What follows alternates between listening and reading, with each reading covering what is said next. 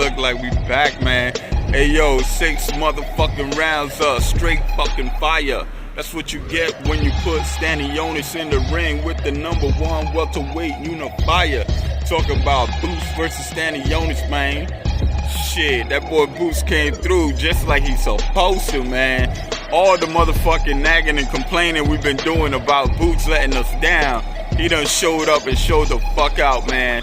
Stanionis was in there, he came ready for war, but it just wasn't his night, man.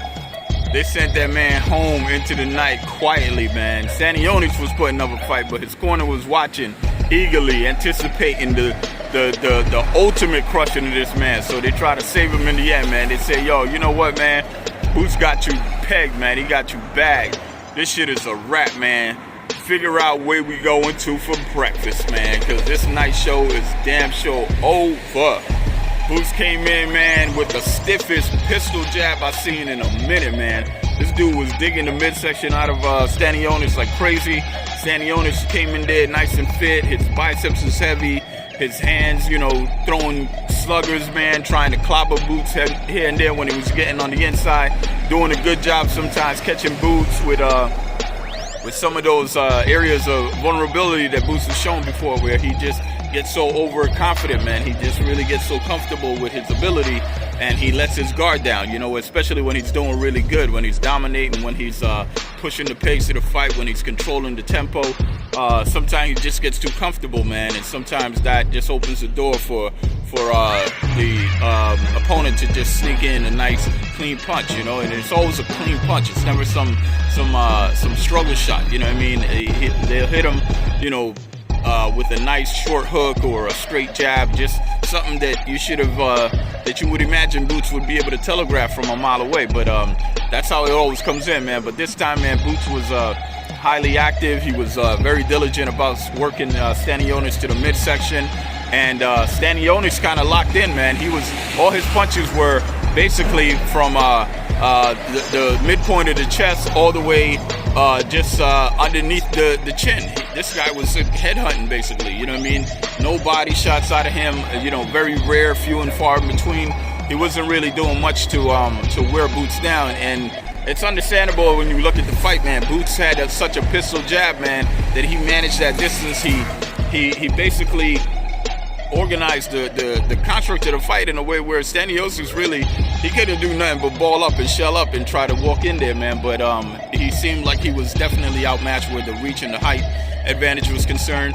But the activity level, man, and the accuracy, the disciplined hardcore shots to the midsection, man. Boots had a nice pistol jab, man. That's the most significant punch in the fight, man. I think his uppercuts here and there where he was catching Stanionis slipping or marinating too much in the body shots, and it just, you know, brought him out of his, you know, try to put him a little bit out of his misery a little quicker.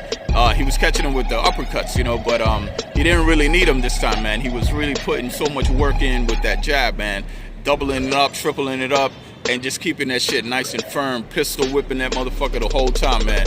Stanionis really did not, I don't think he anticipated this kind of fight, man. Somebody with such aggressive, sweet science in the way that Boots was poised to deliver, you know, on fight night, man. Boots was moving, he was never in the same place. His footwork was excellent, and that jab was, you know, penetrating low, hitting him in the midsection, and then clearing the way for some sneaky hooks here and here. The uppercuts, everything Boots wanted to do was on the table, man. And he just kept loading up with a full arsenal, man. He was never over repeating himself, with the exception of the jab, which was almost necessary and a very good idea to keep unleashing that jab over and over, because he was having so much success, you know. But Stanionis was game, you know. He kept coming forward. He had made up his mind before the fight that he was not going to let Boots off the hook, that it was definitely going to be a charge forward approach for him. But it just wasn't enough, man. I think Stanionis, his reach was too short, so he was obligated to get in chest to chest with Boots in order to have a little bit of success. But he really just couldn't he couldn't do it, man. Boots was just too sharp on the outside. His lateral movements were good. He was fighting, backing up for once. You know, I've criticized him before for not being able to fight backing up, at least while he's stepping. And he was doing all that shit, man. He was fighting, going forward. He was doing everything with Stanionis, man.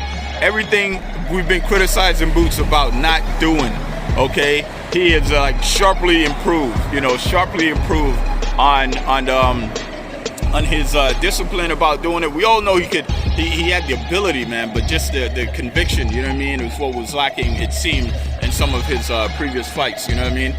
Getting caught over and over by Evanescence, just getting caught over and over in the same spot by Chukadzian, you know what I mean? Like a lot of shit that we knew he could avoid if he would just put his mind to it and just commit to it, you know what I mean? But I think the criticism has really started to sink in, you know, and Boots knows that he's better than that, so he's trying to show and prove what, you know, that all the excitement and all the hype about him is worth it. And quite frankly, man, I think it is worth it, you know what I mean? But as a boxing fan, you know, we basically starve for that stellar performance, you know what I mean? And, you know, we raise the bar high as hell, you know, when we see a fighter go in there. So, because, you know, that's a fan's job, man. We got to keep these motherfuckers, you know, under the gun for good fights, man. Ain't nobody want to show up to see a talented fighter underperform. We want to see him do the best he can. We want to, you know, create a memorable fight, create something that somebody can look at and say, damn, man, let me rewind that. Let me take a jewel from this one. Let me see what that style is about. Let me see if I can add this to my arsenal. You know what I mean? We want to be able to look at this thing and fucking, you know, cherry pick the pieces off of this motherfucker and have a good time with that, you know, just watching that fight, man, you know? And especially if you're going to the fight, if you actually sit ringside, you pay money, you're spending bread on a ticket, you know what I mean, and you set aside your time to be there, it's definitely important to the fans. So ain't no harm and foul in us being critical and somewhat demanding. You know, that's what we're paying for. We're not paying for you to just show up. We're paying for you to show us what we believe in, you know what I mean, which is that talent pool that you got going on, you know what I mean? And Boots definitely showed improved. Stanionis was a warrior, you know, to the end. He fought through the blood, he fought through the pain, he fought through the adversity of being boxed down basically the whole fight. I think he picked up out of the 6 rounds that it lasted before, you know, his corner decided to call it quits. He picked up maybe 1 or 2 rounds, and those were, you know, marginally close. I don't think he really he dominated. In the 5th round, I thought he did a pretty good job, but it was just a matter of the last 44 seconds or so, man. I think Boots came back with such a tsunami and such a voluminous amount of punches, man, that it kind of erased a lot of the good work that Stanionis had put in, you know, leading up to the end of that round. But it was inevitable, man. Boots was hitting all the levels. He was clicking on all cylinders. He was just doing his fucking thing, man. And it was just amazing to watch, man. It's also refreshing to see Boots back in the driver's seat where he belongs, man. You know, like in a dominant posture, you know what I mean? He's always winning. He don't ever lose, but dominating the way he's supposed to dominate, not just dominating. You know, the winner basically always dominates, you know what I mean? You're controlling the fight sufficiently to come out with the victory. But situation with Boots this time, man, he basically you know, manhandled this dude, man, and that's what you expect from an A-class fighter, you know what I mean? You're going in there with somebody who's top-notch, who's strong-willed, somebody who has a great record, somebody who has the tenacity to bring out the best in you. Then let them bring out the best in you, you know what I mean? And so we got what we asked for with this fight, man. I think Boots did an excellent job. Stanionis has nothing to be ashamed of, you know what I mean? You're just in there with a more technical dude, somebody who has, and probably in his opinion right now, a lot more to prove, you know what I mean? So it is what it is, man. Great performance.